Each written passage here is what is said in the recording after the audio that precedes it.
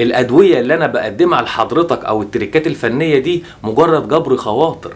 يعني ايه جبر خواطر؟ يعني انا اسند لك الكتكوت بالدواء، اسندهولك اقول له تعالى حبيبي على حجر عمه، لكن الكتكوت يكبر ويمشي ويشتغل ويتحرك بك انت، برعايتك، بمكانك، بتهويتك، برطوبتك، بنشاره، بالاهتمام اللي انت هتقدمه للكتكوت.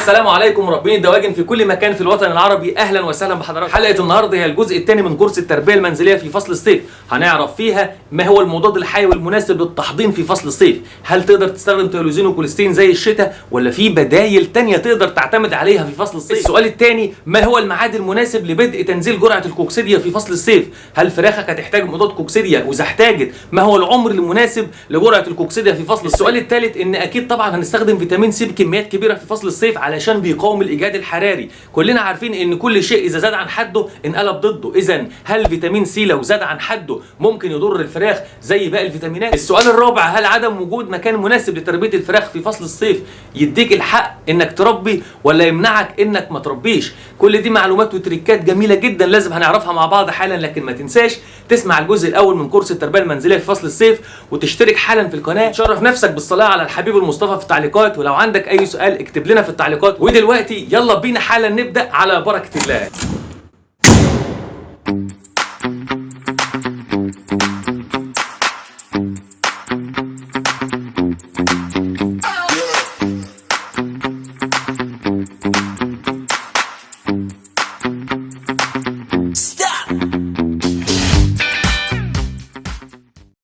اهلا وسهلا بحضراتكم.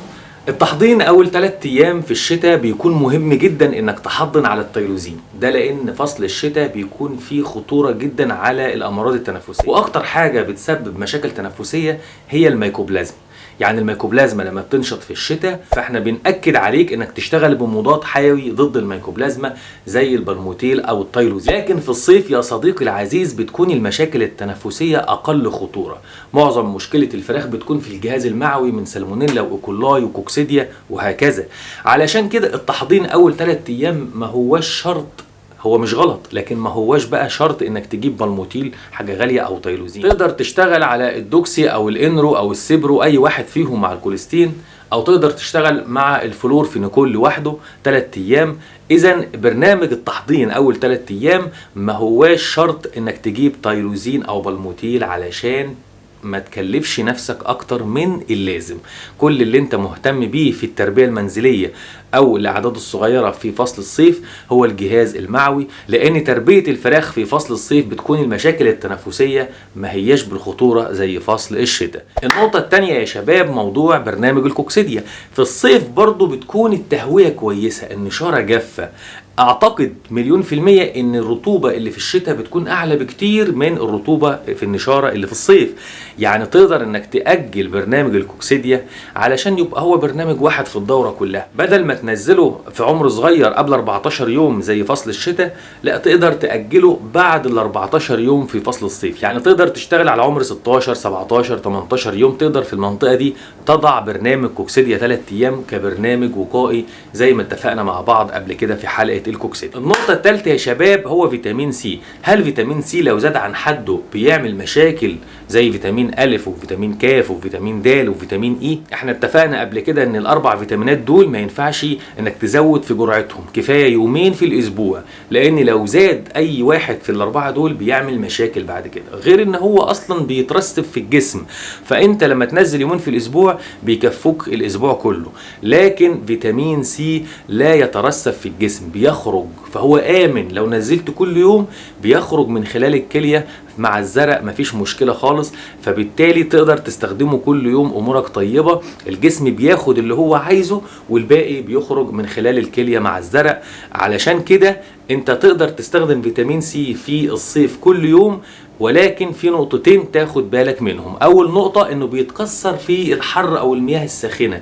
يعني لما تيجي تنزل فيتامين سي لازم تكون المية مشبرة وحلوة وفيها شوية تلج او مية باردة علشان ما يتكسرش وتضيع فلوسك. النقطة التانية انك تنزل فيتامين سي الفجر او الصبح بدري، لان على ما يدخل الجسم ويمتص فيها 6 ساعات، فهو عشان يجيب نتيجة في الحر ويكون مضاد للاجهاد الحراري لازم ينزل اصلا قبل الحر، ينزل الفجر كده او الصبحيه، بحيث ان انت على ما الفرخ يشرب الميه ويمتص فيتامين سي ويدخل الجسم يكون فعلا الحر وصل او الاجهاد الحراري خلاص اشتغل، فتقدر ان انت تستغل فيتامين سي وتستغل ميزته ضد الاجهاد الحراري. فيعني ما تستناش لحد الحر الساعه 12 2 الظهر وتقول هنزل فيتامين سي، لا انت تنزله من الفجر. تمام. بكده يا شباب نكون وصلنا للنقطة رقم 4. هل عدم وجود مكان مناسب يمنعك من تربية الفراخ البيضة؟ أيوة يمنعك. ما ينفعش تشتغل في الفراخ البيضة والمكان غير مناسب، الجو والحرارة والرطوبة والرعاية، لو في حاجة غير مناسبة اوعى تشتغل، وقف احسن من الخسارة. لانك مش معنى انك راجل فاهم شوية في التربية وفاهم شوية في الطب وعارف الادوية وخلاص وراجل متابع معايا في القناة ان انت كده بقى سلطان زمانك. الادوية اللي انا بقدمها لحضرتك او التريكات الفنية دي مجرد جبر خواطر. يعني ايه جبر خواطر؟ يعني انا اسند لك الكتكوت بالدواء، اسندهولك اقول له تعالى حبيبي على حجر عمه، لكن الكتكوت يكبر ويمشي ويشتغل ويتحرك بك انت، برعايتك، بمكانك، بتهويتك، برطوبتك، بنشاره، بالاهتمام اللي انت هتقدمه للكتكوت، مش بالادويه وشويه المعلومات والفزلكه. لازم تكون فاهم كويس قوي ان الكتاكيت وتربيه الفراخ ماشيه بشعار اهم من العمل هو ضبط العمل.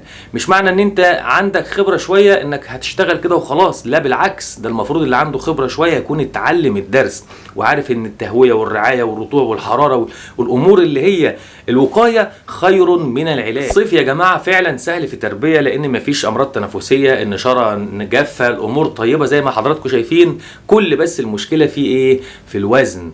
تخيل معايا صديقي او عزيزي المشاهد، لو الفرخ عندك خس بس 200 جرام بسبب الوزن، مش هقولك ان هو مات من الحر، انت ممكن الفرخ بعلمك وبشطارتك ما يموتش منك من الحر، لكن عمره ما هيديك الوزن او معدل التحويل زي الشتاء.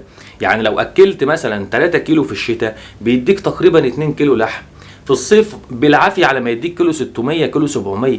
يعني ممكن تخسر على الاقل 200 جرام في الفرخ الواحد. عارف لو في 1000 فرخ في تربيه منزليه هيعملوا كامل 200 جرام؟ هيعملوا حوالي 200 كيلو. 200 كيلو، الكيلو مثلا ب 70 جنيه، يعني 200 في 70 بحوالي 14000 جنيه خساره انت مش حاسس بيها. انت فرحان انك عنت واد شاطر وبتاع وفاهم يعني ايه التريكات والحركات ومتابع سامح عسل على اليوتيوب، لكن مش واخد بالك ان في خساره في معدل التحويل. يعني انت لو طلعت واد شاطر قوي والفراخ ما نفقتش منك برضه خسرانه لان التحويل هيكون ضعيف. هي دي الفكره اللي انا لازم انبهك اليها. خد بالك يا صديقي العزيز، ما تشتغلش في الصيف الا اذا كان المكان فعلا مناسب لتربيه الفراخ. وبكده يا شباب نكون وصلنا لنهايه حلقتنا، يا رب اشوفكم دايما في خير واحسن حال. كان معكم دكتور سامح عسل، والسلام عليكم ورحمة الله وبركاته.